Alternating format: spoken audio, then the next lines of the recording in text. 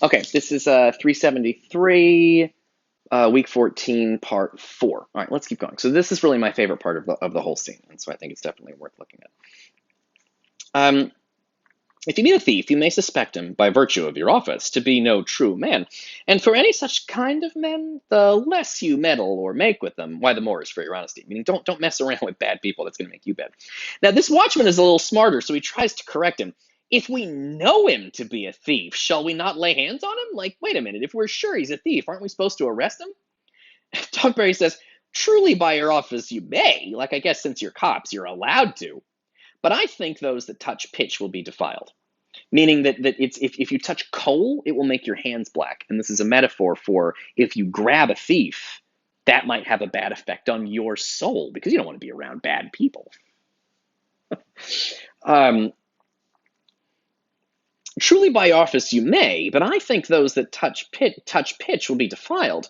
The most peaceable way for you, if you do take a thief, is to let him show what he is and steal out of your company. So and steal means to steal yourself away is to sneak away. So he's saying if you meet someone to be a thief, the best thing to do is let him be what he is and steal away in the night so that he's not anywhere near you because that would be bad for you. It's sweet because Dogberry assumes that cops spending time with criminals is the same thing as you surrounding yourself with close friends who are bad human beings. If you surround yourself with people who are very bad, that's going to have a bad effect on you. And he thinks that cops are going to be corrupted by spending too much time with criminals. And so therefore, in Dogberry's mind, the point of a cop is to stay away from criminals. You don't want to mess around with criminals. That's bad for you. You don't want to have those people in your life. It's very silly. He's very sweet and I love him. Okay. And then Verges says, you have always been called a merciful man, partner. So this is silly because he's so merciful means like showing mercy, like not being too harsh. He's so merciful, he's going to let all the criminals go. Like merciful means don't give somebody the death penalty. But Verges says Dogberry is merciful because he refuses to put anybody in jail. And Dogberry says, truly, I would not hang a dog by my will, much more than a man who hath any honesty in him. It's very sweet. He says, I wouldn't hang a person because they probably have a little bit of goodness. Even the worst person has a little bit of niceness in them, and I wouldn't want to hang anybody. He said, I'd rather hang a dog than hang a person. He says, I'd rather kill a dog than kill a person because maybe the person's a little bit good. I think it's really sweet. It makes me happy. Okay. They have more things to do. If you hear a child cry in the night, you must call to the nurse and bid her to still it, meaning to quiet the kid down. How if the nurse be asleep and will not hear us? Why then depart in peace, and let the child wake her with crying. What? So it's they want to keep the neighborhood peaceful. So he says, if you hear a baby crying, wake up the nurse and make her shut the baby up. And they say, well, what if the nurse doesn't answer? Well, he says, well, let the baby wake her up. The baby wouldn't be crying if if the baby crying would wake up the nurse. The cops wouldn't have to wake up the nurse. Okay, very silly. All right. I do so much serious blood and gut stuff. I really wanted to end on something goofy, and I think I've done a really good job. This is the end of the charge. You, constable, are present the prince's person. You, constable, are present to the prince's own person. If you meet the prince in the night, you may stay him. Now, so he's saying you are, you're the representative of the prince. So if you meet the prince, you may stay him, meaning you may put that guy in jail. That's wrong.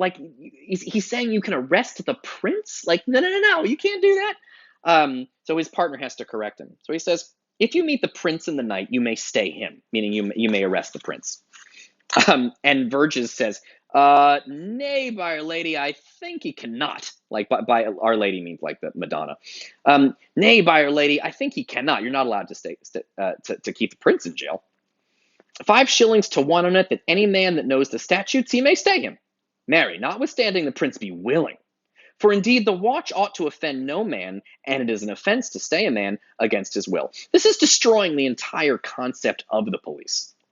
So he says, yeah, you can stop. You're allowed to stop the prince, but not unless the prince is willing. So he says you can kind of arrest the guy if he wants to be arrested, but otherwise don't mess with him. Because he says as police officers, he says it's our job not to offend. And he says something really funny here.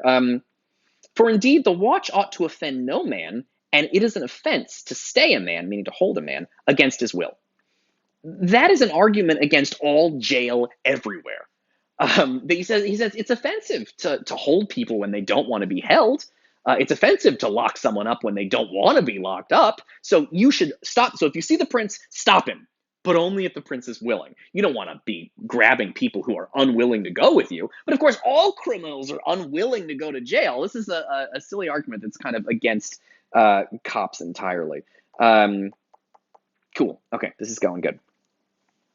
All right. Good masters, good night. And any matter of further wait chances, call me up. And he says you can sort of call them and then they leave. And I think that's it. Okay, cool. Well, that's good. I think we finished the first part of this, so now I'm going to go to another part where they actually catch this thief and have to bring him in for interrogation. All right. Let's find the scene. All right, I got it. Okay. Then they try to go, they try to tell so they discover that these are very bad people. I'm sorry, hold on a second. I gotta find my place. Give me a second. You have to wait while I look. I don't care. I'm gonna make you wait. What are you gonna do?